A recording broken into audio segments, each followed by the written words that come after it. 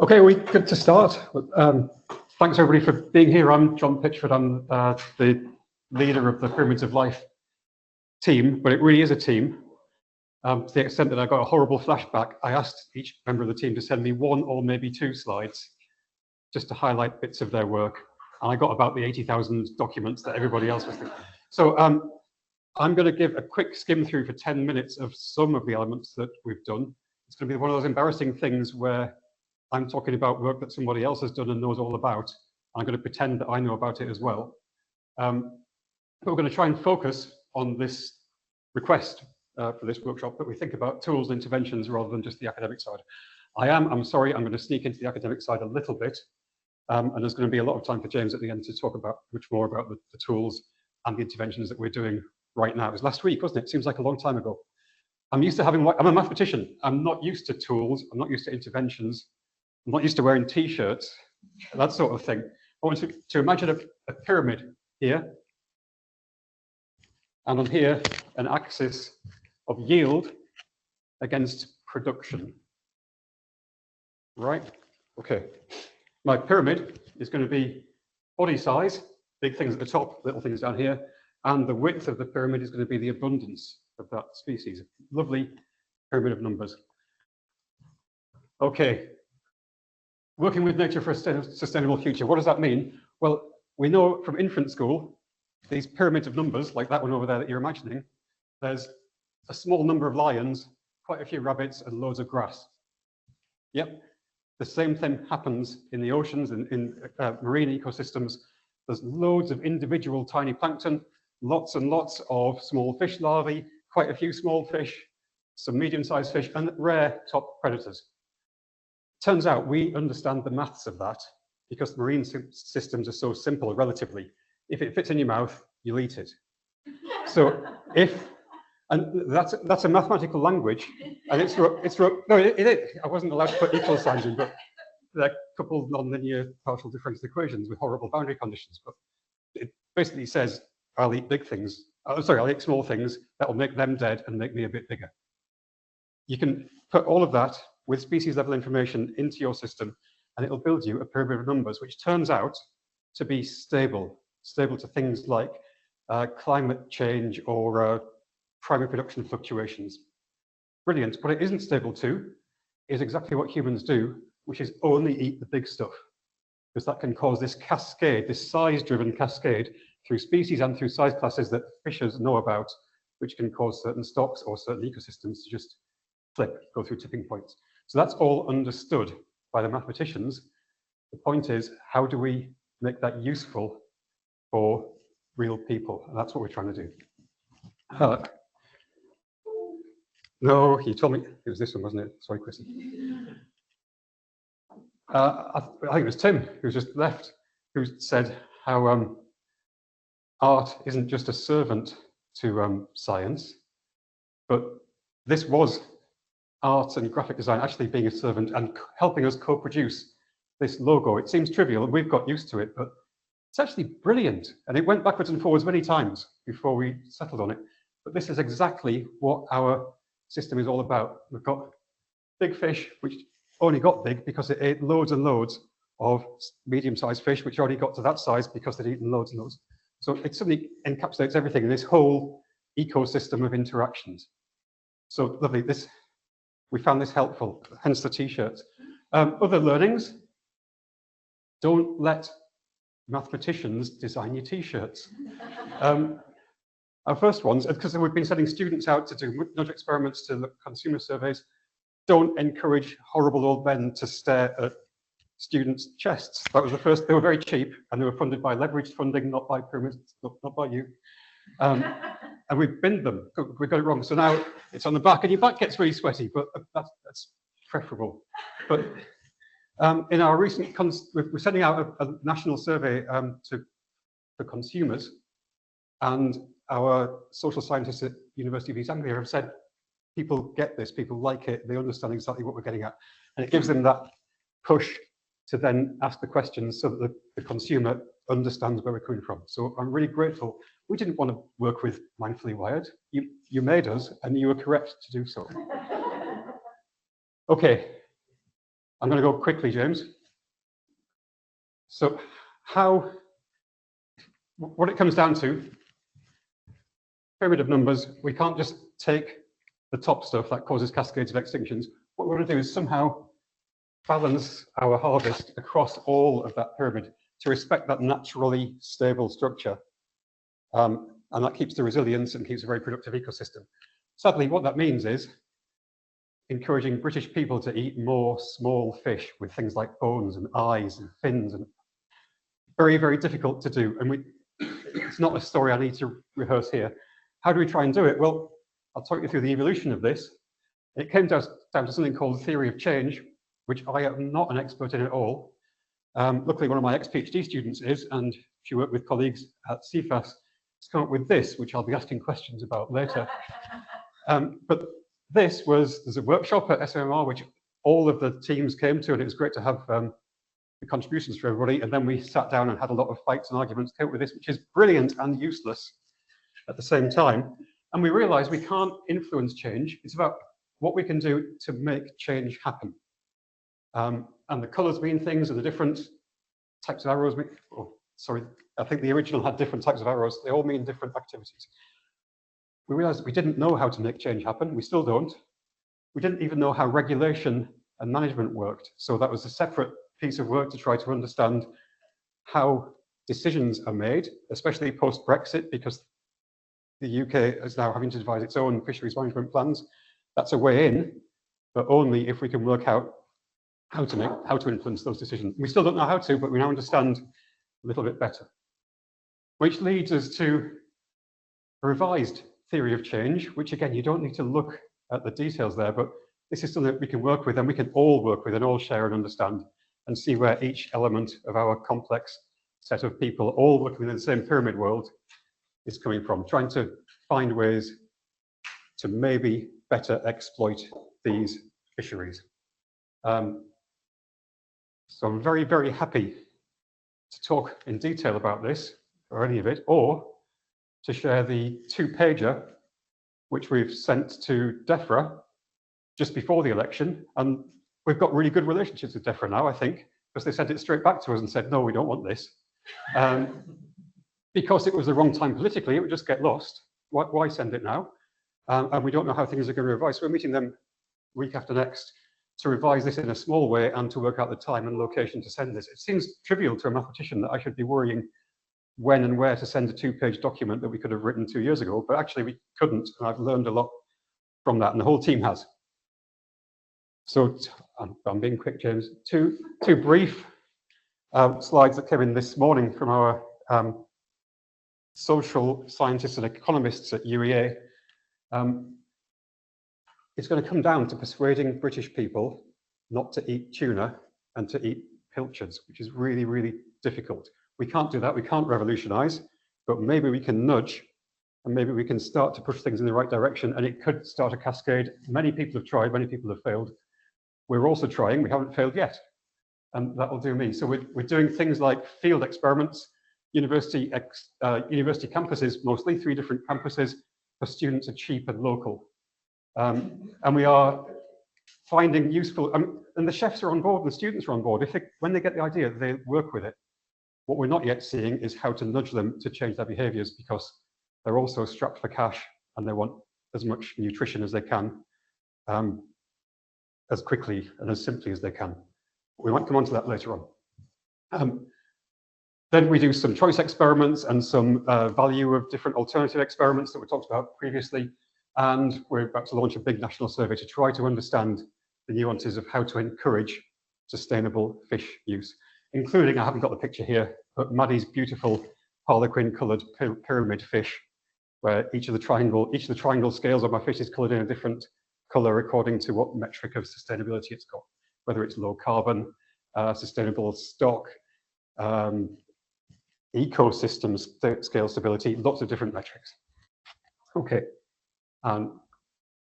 Where we've got to with this is there is potential to diversify consumption, and the students that we've been surveying say that they will, and they understand it rapidly, partly because of the graphics, but it's still really, really difficult. Right, I'm going to now move to my other graph, yield and production. Production is how much carbon is going through a stock at a given time. Yeah, so it's a rate of eating sunshine, basically. So yield, up here is high yield, up here is high production.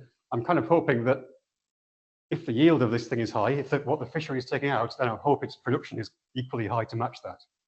I'm thinking a stock around here is bad. That's got high yield and low production. That's not going to be sustainable. As long as we're down here, high production, high yield, and moderate to high yield, then we're fine. Okay.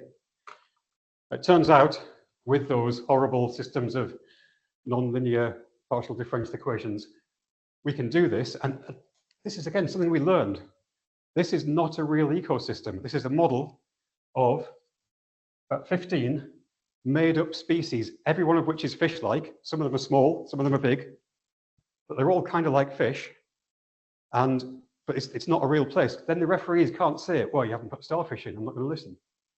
Yeah, so this is a deliberately confected ecosystem, and we can see different ways of harvesting my pyramid can cause either extinction, this is more or less business as usual, or a misimplementation of balanced harvest, or you can do the mathematical version of balanced harvest, where this is my graph, yield, production, where I've got quite a steep relationship, and as long as I'm in this triangle or on that line, we're sustainable. Okay, that's a confection, that's made up. The beauty of this program is that we were forced not only to work with the social scientists, the economists, but also with CFAS, who've got data sets and access to even more data sets. So it's a shame to put it, this is one of Richard Low's slides, it's a shame to put it on one slide. This is months and months of work, and I don't know how many thousands of years of effort of people on boats have gone in to collecting all this gear for one of our study areas, the Celtic Sea. James is going to talk about more. But we've done this, we've got, was it 2.5 million fish to populate my data set and to understand where each species might fit on my yield production graph. So there's the bad news. I said that as long as we're down here, we're okay.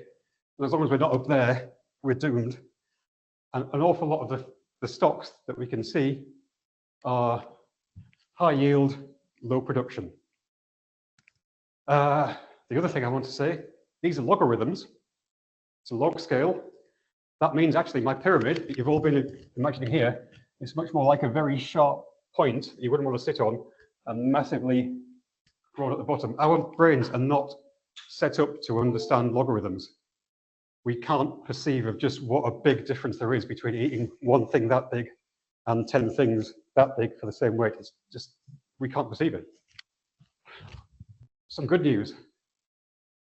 Some of these yellow things, which happen to be pelagic species in the Celtic Sea, which is the fisheries management plan that we're introducing, or that we're involved with, happen to be in this good place. Right, I never thought I'd say this, but I've learned this we've learned this from this project. I'm going to present a counterfactual narrative, I think, I've been told. Basically, we've been told you can't tell fishermen what to do.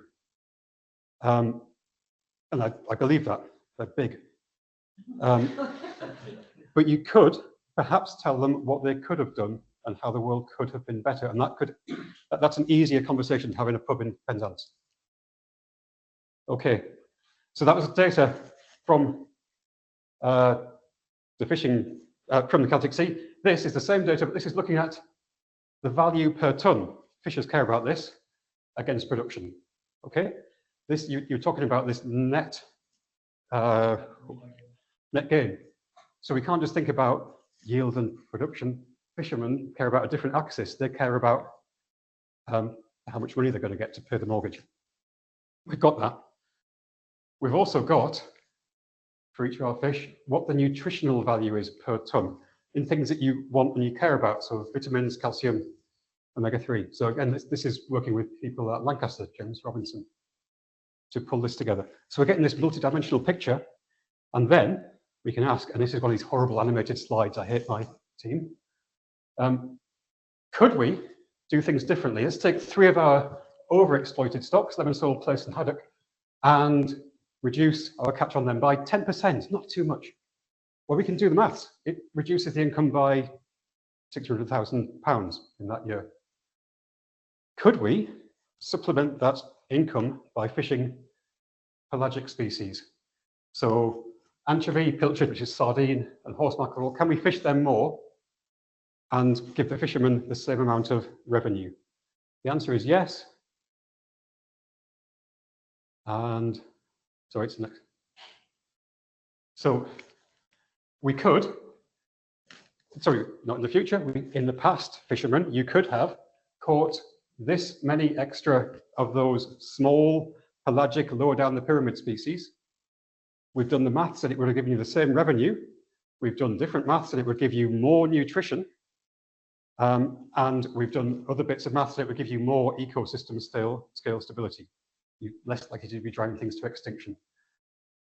That's an academic foray, but if we can pull together the made-up ecosystems, the concrete examples with the interactions that James is going to be talking about, and trying to make it all real, because I realise that I haven't said that we can catch these, then it all gets much more useful. I think I'll pass on to James now. Oh no, I'm really proud of this. We were at a meeting which was so important, James wasn't even allowed to be there, even though apparently, I'm sure I could see you.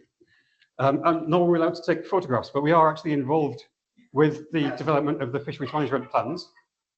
And the two bad groups that don't get gold stars, they were, M-Space and Rock, were part of the natural conversations that came about, not as if it was a weird project that people didn't know about. So they were just embedded in the conversations, partly because it was the Southwest, it's Celtic Sea, and those groups are down there anyway. But there is, I think, overall, this program's been good. Okay, thanks, John. So speaking of tools, I brought my laptop over in the hope that I might be able to show off one of our tools, possibly at the end of this. I'll pop it up on the screen if there's a chance at the end. I'll race through some of the stuff that John's already talked about, so you're not getting too much repeat. So I'm James Rimmer. I'm a postdoc at University of York, and I'd like to talk to you a little bit about the multi-species size-based modelling that we're doing as part of Pyramids of Life. So this is Celtic Sea, this is where we're working, this is where we're looking. And I just want to start off just by thinking about some of the socio-economic issues which are related to sustainable fisheries management. So key things, and some of these ideas were discussed quite intensely last week at the fisheries management meeting, where we had conversations with fishers and other interested bodies in how the marine resource of the Celtic Sea is exploited. There are communities in Cornwall and other parts of the Celtic Sea, or borders of the Celtic Sea, that are built on fishing. It is part of the culture, it's part of the heritage. I don't think that will come as a surprise to anyone here. But obviously there are further ramifications from that. There's tourism that's related to the cultural significance of these fishing villages, whether or not that's the explicit reason people visit them. There is an important heritage there. And the point was made to us that that is something that is important to preserve, possibly secondarily to industry and employment. There are important value chains here. The pilchard fishery employs in Cornwall about 70 fishers, but that leads on to a chain involving processors, distributors, retailers, restaurateurs, and people are interested in their catch. They have stewardship of it. They want to protect their resource. They have voluntary conservative catches for some of the species that their livelihoods depend on. Seasonal closures and collaborations with scientists are very positive where they're done right, and elective measures such as the introduction of escape panels by fishers, for example, using static gear, potentially can cause a loss in catch, but lower mortalities. This is seen as a positive step that can be implemented. So people are engaged, they're aware of issues, and they want to protect their resource and their system. So just a little bit of a thought experiment. There's no sort of right or wrong answers. Well, there probably are some wrong answers, but just by sort of show of hands, I'm going to go through a few different comparisons. I'd like to know what you think, basically. So cod and chips versus whitebait, which is the sustainable option? Cod is a large, demersal, piscivorous fish. It eats other fish. Whitebait, it tends to be the immature sprat, herring, sardines, small pelagics that haven't yet reproduced. Who thinks cod is the sustainable option here? Who thinks whitebait is? Does anyone think neither of these are the sustainable option? Yeah. Okay, stargazy pie, not something you see a huge amount these days, but it has a cultural value. It tends to be made up of pilchard or sometimes these days mackerel, small planktivores again, potentially unappealing to customers. Versus more sort of classic fish pie tends to be made using larger whitefish, sometimes farmed prawns are part of the mix. It's familiar, it disguises species, there's adaptable ingredients lists. Who thinks the stargazy pie is the sustainable option of the two? Anyone think the fish pie? Anyone think that neither of them are sustainable? And again, I'm using the word sustainable a little bit sort of fast and loose. What does that really mean? Okay, here's possibly a slightly more interesting one. So Gordon Ramsay a few years ago was one of those celebrity campaigners who was looking at sustainable exploitation of marine resources, came up with the idea of conger eel bouillabaisse. Conger eel, it can be caught relatively locally and eaten just on the shore. It's not a major commercial target by any stretch of the imagination. It's a very high trophic level species. They get very big, 1.5 meters, 2 meters, and they eat a lot of smaller things to get that large. Then there's the Plymouth fish finger. So last week I was sat next to one of the fishers who was chiefly involved in coming up with the formulation of this idea, which was launched in July the 13th of this year. And so it's a blend of dogfish and pouting, species that aren't highly recognized, don't necessarily have a huge amount of commercial value. And it's presenting less familiar species in a perhaps more appealing fashion. And the idea being perhaps to include in school lunches. So who thinks the conger bouillabaisse might be the sustainable option here? What about Plymouth fish finger? Neither? Okay, last one. I don't know if this came out of lockdown specifically, but this is when I first noticed it. So Morrison started selling a British fish box, an assemblage of 5 different kinds of fish, tending to be less familiar species to the average British home consumer. So sprats, gurnard, and things like that were part of the boxes. These tended to be smaller pelagics and demersals. And on the other hand, since we're in Scotland, of course, we've got Cullen skink, tending to be smoked haddock based, has an important cultural significance. So again, show of hands, British fish box, is that the sustainable option? Cullen skink? Maybe neither? Okay, so again, I'm not going to say which is right or wrong. I don't think there really is a right or wrong answer, but obviously there are different dimensions to what we're thinking about here. And some things might be easier to sell to consumers than others.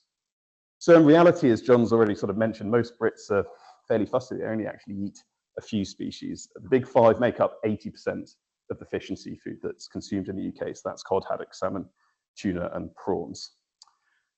So despite the fact that the UK has a coastline that's twice as long as Spain's, Brits eat a third as much seafood.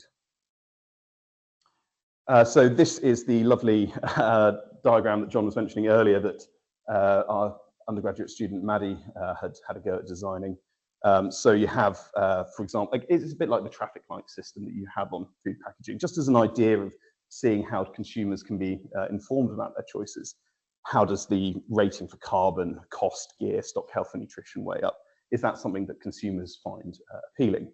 I won't go into the nudge experiments any more detail, just to say obviously that there's different things that consumers weigh up, including the how appealing a food item is, and as well as, of course, ultimately and perhaps particularly during economically challenging times, how the economics stack up. Can consumer choices be influenced? I've already touched on celebrity campaigns. I think Hugh's Fish Fight is probably the most well-known campaign and equally perhaps the most controversial. You still would get in trouble with some fishers for mentioning that. There's also more local initiatives and projects that do go on, promotions involving local suppliers that get some media coverage. A good example is the Harbour Cafe in Ely. It was showcased on the Hairy Bikers not too long ago. Local seafood caught in St Monans and other places like that, very much showcasing local produce and perhaps sustainable produce at that. Perhaps a more philosophical question is, should we actually be even attempting to influence consumer behaviour in the first place? Is that our job? There's mixed evidence on how these campaigns actually, how effective they are in the longer term. The outcome might just simply be to drive greater demand for fish in general, regardless of the sustainability. My answer to that is we can't let the perfect be the enemy of the good. We can't just say, well, we'll do nothing then. Failure to revolutionise customer choice doesn't mean that we can't do better, or at least provide better advice and have a more informed consumer base. There are many, many drivers: economics, familiarity, ease of cooking, environmental awareness. We're not going to be able to overturn these socio-economic paradigms overnight. That doesn't mean we should give up either. One of the potential problems that we have, if you consider it a problem at all, is that many people who might be responsive, a significant base of people who might be responsive to arguments of sustainability, might just simply avoid animal protein altogether. And so that's fair enough. It's not a debate for today, but instantly a certain demographic might be unresponsive to that. And that's fair enough. There's probably not going to be a simple solution for the exploitation of marine resources. If there was, one would have hoped we might have already found it. So what are we able to contribute on top of what John's already discussed? Well, my role in particular has been to work with other colleagues on Pyramids of Life on the development of size-resolved multi-species models for fisheries management in the Celtic Sea, to explore management scenarios, to provide advice, evidence for fisheries management plans, and to develop a tool, which I hope to show you later on, to explore scenarios. So why size-based multi-species modelling? Well, hopefully John's already made a good argument for why size-based modelling is important, but we know that consumers have preferences for particular size classes and species, bait-sized species. So catch compositions don't usually match the structure of natural assemblages. And so there's heaviest pressure on specific portions of the size spectrum, what you would see when you look at the different size classes of different species in the marine environment. And so fishing mortality and yield might be at odds with production, and not really, might be, is typically. So the modelling that we're doing is in MISA. It's an R package for size-based multi-species modelling with interactions primarily sort of driven by these prey preferences, big fish eating small fish, and size-based feeding rules and spatial overlap. The advantage of size-based modelling is that we can let the size-based feeding rules underpin the interspecific interactions. That's the interactions between different species. And they dynamically change as species grow. We don't have to have discrete juvenile and adult bins in our model. We just let things work their way, growing from eggs to the size before death. We can capture things like bottlenecks in the ecosystem, which you might not be able to capture without a size-resolved model. Traffic jams can be captured, features which basically aren't uniformly spread across a size class. And we can consider how we could strategically adjust fishing pressure in key size ranges to prevent ecological pileups at particular predator-to-prey mass ratios. There are case studies, for example, of some of the larger species like cod, for example, not being able to grow up to the size at which they're usefully landable, because they're being eaten by, ironically, their own prey at a certain size class. So we can manage exploitation by selectively targeting size ranges that can sustain exploitation. We can adjust fleet composition or mesh size, for example, in the model, and then discuss whether that is the right policy move to make. So just quickly touching on the multi-species aspect, single species models are really useful. They're useful in stock assessment and for parameterizing models. We rely on them for some of our own work, but they neglect complex interspecific dynamics that do really drive and structure marine ecosystems. They're very interconnected systems. And single species metrics, when you're looking at the robustness of the system, don't really account for many of the structural features of that marine ecosystem. So as I've mentioned, we can introduce different harvesting and size selective strategies to investigate how the system responds to different styles of management. Just an example of an output of a MISA model, we have sort of cod here at different size classes. And we can see how its proportion of death is caused by different species in the model, and eventually fishing occurs. So we can try and understand what is it that's causing a problem for COD? Why is the stock collapsing? What are the strength of the different interactions? And moving towards sort of the tool aspect, we're using R Shiny, which provides convenient interfaces with R. It's all well and good that we are confident ourselves to use R as a command line to run models, and it's not great for someone who's not necessarily coding comfortable, which is most people. So we want to use this tool to be able to allow stakeholders and anyone who's interested in exploring different management scenarios to modify things like fleet composition, mesh size, species selectivity, and fishing effort. So just a wee example we have here, just sort of a hake selectivity, basically a proxy for mesh size, hitting particular species in the model. We can adjust the selectivity of this gear to hit hake and see what the outcome is in terms of the yield density at different size classes, just as a simple example. So we're developing an app, or we have an app, we have a functioning app, but we're continuously trying to improve it, which has been developed by Luca Broadbent, who was an RA at University of York, is now departed us and gone to CFAS, but hopefully we're going to keep making use of him while he's there. So we have this app here. It has different tabs. They do different things. This tab here allows us to look at the relative effort by different fleets in our model and look at different outcomes. So this isn't particularly perhaps useful for an average user, but this just shows how the biomass density of different size classes of different species varies under different effort scenarios. But we can formulate easier to digest outputs. So again, a relatively simple example here, we have a different part of the app that lets us change the amount of biomass, the starting biomass of different species in the system. For example, here I've taken hake biomass down to 60% of its initial biomass. And we can see how the system evolves and responds to that over different periods of time. So you can see after 6 years, the hake sort of recovered reasonably well to that impact. And some species have done quite well by the absence of hake, others have done less well. And it just highlights the point that these are complex interspecific interactions at play. If you don't account for them, the system won't evolve in the way that you think it will.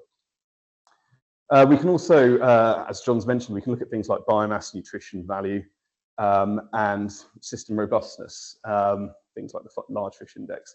And we can imagine sort of a complex trade-off landscape where we have different features that we might be interested in maximizing. That might be yield, brighter yellow, for example, on this example plot, against the relative risk of community collapse. So where do we want to maximize these features? What assemblage of gear compositions and efforts allow us to find a place where we're all comfortable? And being able to explore these scenarios openly and being able to discuss what we consider a reasonable trade-off, I feel that's something that makes the conversation easier to have. It takes away some of the speculation, perhaps. So just to show what we're doing directly with the fisheries management plans. So the fisheries management plan set out the plans and policies to secure the long-term sustainability of UK fish stocks. All fisheries management plans go for a public consultation, giving interested parties the opportunity to give their views. So we're in the process of contributing, we hope, evidence to the Celtic Sea Pelagic FMP. This covers anchovy, pilchard herring, greater silver smelt, and horse mackerel. So that's these species here. Everyone's confused about why greater silver smelt are in there. There's not really an answer. The others are more commercially interesting. Evidence that we can provide is, as I was sort of showcasing in that app earlier, we've been asked to look at different scenarios where we take out a certain amount of the biomass of different species and see what is the effect of this. How does the system recover? What role do these species play in the ecosystem? What's the impact on the multi-species assemblage and rates of recovery? Is there any evidence, for example, as well of tipping points? These are the questions that we've been trying to answer. And in the last few weeks, I've been sprinting to try and get my model to be able to manage to answer.